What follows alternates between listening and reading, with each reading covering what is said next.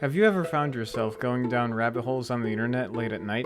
It tends to be a common thing for a lot of the people that watch videos on YouTube, myself included. A lot of the time, people that go down rabbit holes can do so by accident, while some make the conscious decision to do so at the cost of their sleep schedule.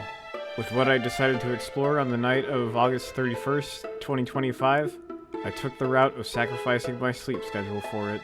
But first, a brief history. August 31st, 2007. That is a day that a well-known voice bank for the singing synthesized voice software Vocaloid made an official release. That Vocaloid voice is commonly known as Hatsune Miku, marketed as an android diva in a near-future world where songs are lost. There have been many music groups and artists on the internet that feature Hatsune Miku in their songs, boosting her popularity in the process.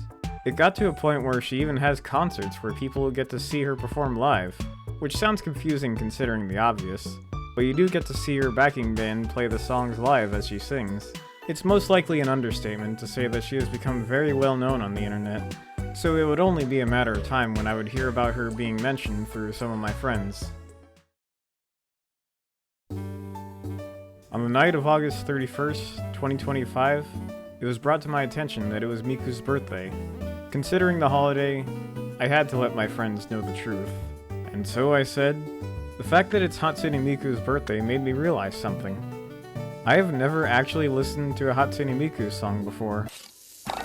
The moment I said that, I'm sure there was a surprised reaction from some. I was then sent a song of hers titled World Is Mine, which to my surprise was as old as 2008. As I finished listening to that song, I found that I actually really liked it. I was then sent another song and wanted to check that out. And then I was sent another one. And then another one. And then another one. But it wasn't just limited to Miku. There were also many songs that had other Vocaloids, or voice banks that were made in other software like Kasane Teto, which was interesting to find out how she was originally created as an April Fool's joke. There were many others, but Miku and Teto seemed to stand out the most to me. There were a lot of songs being sent, but I made the decision that I was going to listen to all of the songs I was sent for the rest of that night. Even when I mentioned my plan, they took it as a challenge and still had more to send. There was a lot of time spent listening to all of those songs. I even had a game of Call of Duty World at War Zombies going on in the background while taking this challenge. Unfortunately, the Zombies game didn't go so well, but I still stayed dedicated to listening to all of the songs I was sent. By the time I had finished listening to all of them, it was 5 minutes after midnight.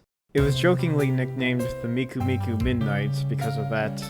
It hasn't been too rare for me to have the occasional all-nighter on a weekend night, but this was on a Sunday night, where Monday was about to begin. Was I glad that I got to check out this rabbit hole at the cost of my sleep for the night? Yes. Yes, I was. A day or two goes by and I begin to notice the after effects of that night. Surprisingly, I didn't become tired from staying up that late, nor did I wake up at a later time than usual. I could just be built different in that regard, who knows? The after effects I was dealing with was the classic tale of the earworm. I would search for a few of the songs on Spotify and have them saved in my collection of liked songs, even finding myself adding them to the queue when I would start thinking about them, which began to happen a lot. That and I recall both Miku and Teto randomly appearing in my brain throughout one of the days. I had no idea what to make of this. Had this become another subject I would find interesting enough to do a deep dive and become a fan soon after? Yeah, it appears so. I officially considered myself a fan of Hatsune Miku. Oh yeah, also Teto. I had wondered if there was a bit of denial at first, as if I was afraid of some kind of stigma that would come from this. But at that point, I stopped caring. I enjoyed the songs that I was listening to, and that's all that mattered. Those songs now have their own place on the music enjoying part of my brain, which is already quite a cornucopia of many different things. I even found some songs on my own search after the Miku Miku Midnight, some of which I even found from a playlist made by Jaden Animations, who also had a great video about a Hatsune Miku hyperfixation that I highly recommend giving a watch. At this point in the video, I would also like to list my top 5 favorite songs that I discovered from the Vocaloid and Vocaloid adjacent rabbit hole I ended up exploring. I like how unique of a style Static has. The same goes for the art style and animation for the music video. It also baffles me how the lyrics can seem so depressing while the vibe is happy and upbeat, especially in the chorus.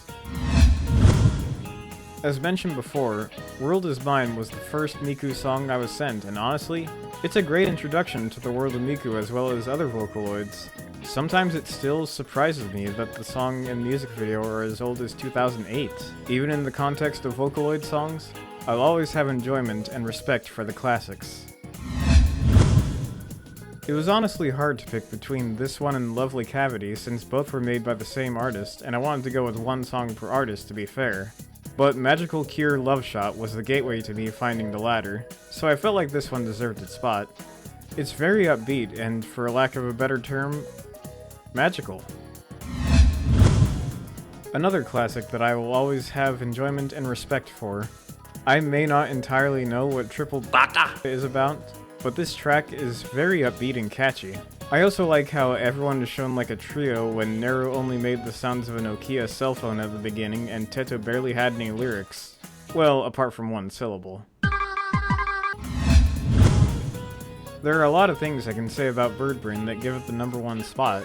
The catchy melody, and the way that Teto ends up sounding more human through messing up the lyrics and straining her voice, and the subject matter regarding human flaws. There aren't really any issues that I have with this song at all, except maybe the fact that it gave me an earworm that I don't know if I'll ever be able to escape, but it remains my favorite nonetheless. So yeah, this has been an interesting rabbit hole for me to discover. I would not have expected to get into the subject of Hatsune Miku, but you never know what you'd find interesting unless you'd give it a shot. With that being said, if you liked seeing a video like this, feel free to leave a like, or a dislike if you ended up disliking it. Now if you'll excuse me, I have to figure out how to get a certain song out of my head because I don't know when it's supposed to— Wait, how'd you even get in here? Give me something.